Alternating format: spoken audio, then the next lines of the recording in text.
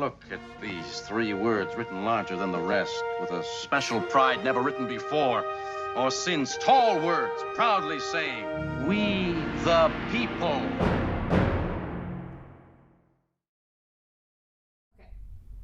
For those of you watching this, you probably noticed we just uploaded a 37 or 30-something minute video. We're going to try to do this as quickly as we possibly can. It's the same content, so if you don't have time for that one, just watch this one. We'll do it as quickly as we can. Okay. So British inheritance. Questions about that, John? Yep, welcome everybody to Ask an Attorney. So the Queen died, long live the Queen, King? Queen is dead, long live the King. Long live the King, thank you.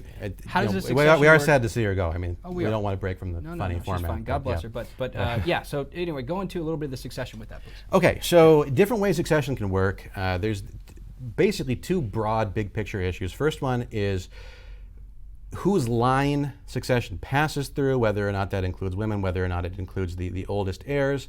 Other one is going to be who actually ends up inheriting the throne, whether that's going to be well, I mean, several issues with that. Whether the throne gets divided between all the different heirs, whether it just goes to the oldest heir, whether it goes to the oldest male heir, whether or not women are included in that. Lots of different combinations. Okay. We talked in our longer video about how it works in Westeros, that it's kind of ambiguous. And we said that there's really reason that it's ambiguous in that show. And that's why there's so much fighting. Yeah, because they want there to be fighting. And we don't want fighting. The way that you get fighting in civil wars is you have ambiguous succession. So they made it ambiguous in that. We read some William Blackstone quotations where William Blackstone says kind of the real virtue and strength of the British system is that they have uniform, universal, and permanent order to mark out with precision who the next executive will be. Sounds so like certainty. The way that it works there now, they've modified it a few times over their history because Parliament can make modifications to that, but the way that it works now is basically an absolute rule of primogeniture. So primogeniture means one person inherits. It's going to be the king's issue or queen's issue. So the oldest child, issue is a way of referring to children. Yes. We defined that in the other video. But yeah, the oldest issue of that king. If there is a failure of issue, basically what it works is, and this is the part where people get confused, you don't just look back one generation. So you don't just say like, well, maybe it's the king's oldest brother. You look all the way back to who the original sovereign was. So in the context of Britain, you look back to William the Conqueror. In the context of Westeros, I think it's probably Aegon the Conqueror. But you look back, and then you trace down all the different lines, whoever is a valid heir, whoever's not a valid heir. It works differently, whether it's an agnatic or a cognatic rule of succession. Ooh. Under agnatic, which is the Salic law, it goes through the line of the female. Under cognatic, it only goes through the line of the male. But you go through who has the second best claim to the throne. You pick that person. That's your next heir to the throne. That was Robert Baratheon's claim in Game of Thrones. It was also Stannis' claim for succeeding Robert because he thought that the heirs were illegitimate. If you've seen that show, that's how it was working in that. But that's how succession works. Works differently in different countries. Britain is absolute primogeniture now.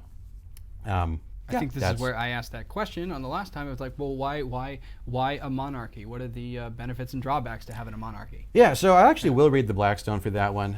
But what he says is, wrong page, but he says, history and observation will, so basically he points out that most countries don't start out with monarchies. They start out with elective governments and they eventually transition to monarchies. So most of them start like voting on stuff? Yeah, most of them, I mean, because there's people with pre-existing authority in a society and they get together and vote on who's going to be king, but eventually this replaces it with a hereditary succession. Oh, okay. Why is that? Well, he says, but history and observation will inform us that elections of every kind in the present state of human nature are too frequently brought about by influence, partiality, and artifice.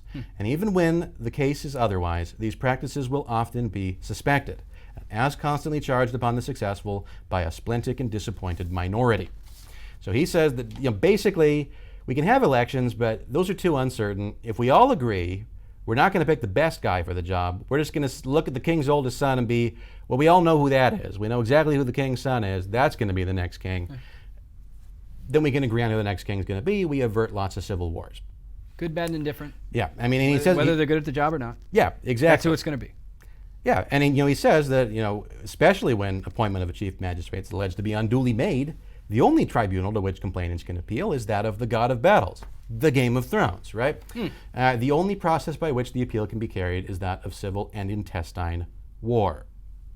So that's the reason why you want a hereditary succession in countries, because if you don't have it, probably going to get civil wars. Now, we do have a lot of protections against that, the way that America structures our elections, because there's a lot of people that have to approve of something before, or of the election results before they actually become the results. It's not just you and me showing up voting on election day. it's got to be approved by a bunch of different people. So multiple layers. Yeah, I mean, there's the Electoral College, right. And then those electoral votes have to be signed and certified by the executive of the state, who has to send them to the president of the Senate, who then has to read and count them, who then has to get the approval of both houses of Congress. And we have a longer video on that that's just on that, talking about how the Electoral College works. Okay. You run into a real danger when people think that those procedures aren't the way that we pick a president. When they think that it's just, you show up on election day and you vote, and whoever the media says is president is going to be president. It's funny. I couldn't think of an event at all or anything that's occurred in the last, year or so that might go kind of dictate that kind of thought process. Yeah, well, I mean, and that's exactly what Blackstone's talking about.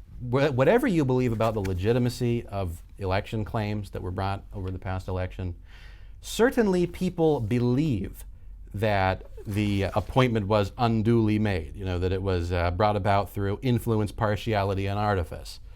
I think we could really have prevented that if all the different empowered elements in our government had actually exercised their prerogative, done a full investigation of the election, even if they'd come to the exact same conclusions. I think you'd have people with a lot more confidence in who the executive is now than you would have had otherwise. We always have more confidence if there's due diligence in the process. That's kind of the way I view it. I don't know why they thought that election challenges were such a threat to integrity of our election. It seems to me that not allowing those challenges is the threat. Seemed like a further threat. What do I know? You're only a constitutional attorney. Only a constitutional attorney who worked on this exact issue under John Eastman, but that's my name drop. Yeah. But anyway, that's probably where we ought to cut it for today.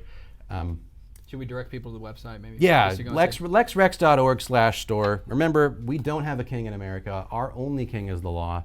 That is a lot less certain and stable than when you have a guy as your king. It requires real maintenance from the people. But I think there are such advantages to a republic, namely freedom, that I think we ought to keep doing it. So that's why Lex Rex is here. That's how we're upholding our republic. So with that segue, if freedom is important to all of our viewers, and I would suggest, I think I said the wrong word, viewers, if freedom is important to all of our viewers, I would suggest going onto our website, picking out one of these lovely books, considering a donation, because we cannot do this without the support of our true-blooded Americans like all of you on the other end of this line. Yeah, that's how we fight for liberty. That's how we do it here, and that's how we do it by looking at the law. Ladies and gentlemen, thank you so much for being part of Ask an Attorney series. This is Lex Rex Institute, joined by the president of Lex Rex, and I'm your host, John Ahrens.